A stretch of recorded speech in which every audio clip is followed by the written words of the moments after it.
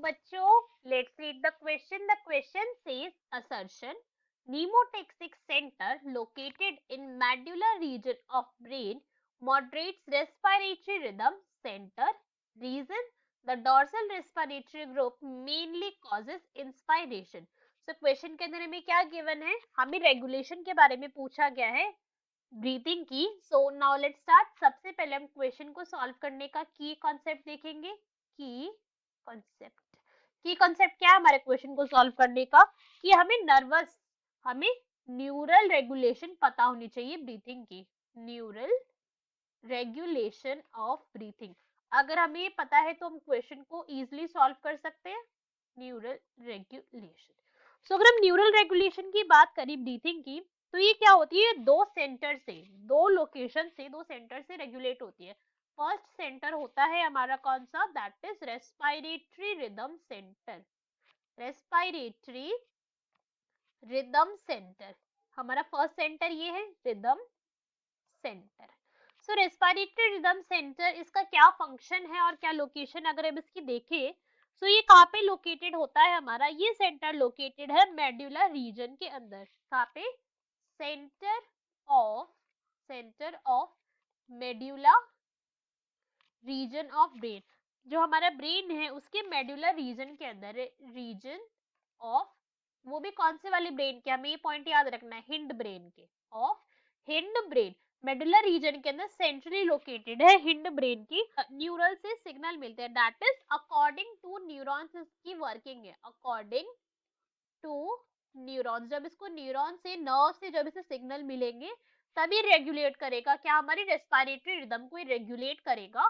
क्या करेगा ये चीज? आइदर ये रेगुलेट करेगा इंस्पायरेशन, आइदर इंस्पायरेशन, या तो इंस्पायरेशन को रेगुलेट करेगा ये, या फिर क्या करेगा? एक्सपायरेशन को रेगुलेट करेगा. दोनों को एक साथ नहीं कर रहा है, ये पॉइंट हमें याद रखना है. आइदर इंस्पायरेशन और एक्सपायरेशन. एक्सपायरेशन दोनों को क्या कर रहा है? एक साथ रेगुलेट नहीं कर रहा है. या तो इंस्पायरेशन को रेगुलेट करेगा या फिर एक्सपायरेशन को रेगुलेट करेगा. राइट, हमें इस पॉइंट को क्या रखना है? इस पॉइंट को हमें याद रखना है. अब अगर हम दूसरे सेंटर की बात करें जो हमारी बॉडी के अंदर लोकेटेड है, दूसरा सेंटर कौन सा है? That is pneumotaxic centre. Pneumotaxic centre, यही है हमारा दूसरा सेंटर जो हमारी ब्रेन में लोकेटेड है. अब अगर हम इसकी लोकेशन की बात करें तो ये कहाँ पे प्रेजेंट है?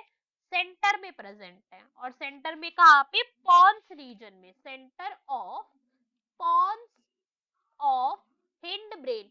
हिंड ब्रेन के राइट, हिंड ब्रेन के पॉन्स रीजन में प्रेजेंट है, सेंट्रली लोकेटेड है. अगर हम इसकी बात करें तो ये भी कैसे फंक्शन करता है? न्यूरल सिग्नल पर ही करेगा फंक्शन. अकॉर्डिंग टू न्यूरॉन पे जब इसे सिग्नल मिलेगा तभी करेगा. अकॉर्डिंग टू न्यूरल सिग्नल ही इसका भी फंक्शन है. तो फिर नीमोटैक्सिक और रेस्पिरेटरी रिदम सेंटर के अंदर फर्क क्या होगा? दोनों ही वैसे ही काम कर रहे हैं. फर्क है इसका, इसके एक्टिविटी में. जो हमारा नीमोटैक्सिक सेंटर होता है वो क्या कर सकता है? Can reduce. सिर्फ ये क्या रिड्यूस कर सकता है? सिर्फ ड्यूरेशन ऑफ इंस्पिरेशन को ही ये क्या कर सकता है? रिड्यूस कर सकता है.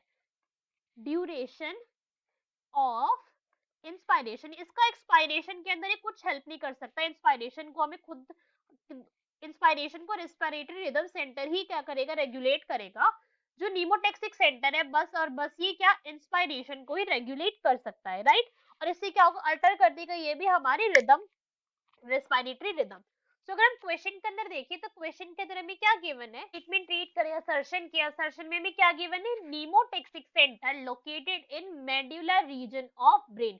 मेडुलर रीजन के अंदर तो लोकेटेड है नहीं है. ये कहाँ पे लोकेटेड है? ये लोकेटेड है पॉन्स रीजन में. पॉन्स के अंदर लोकेटेड है. तो असर्शन तो हमारा क्या हो गया? इनकरेक्ट हो गया.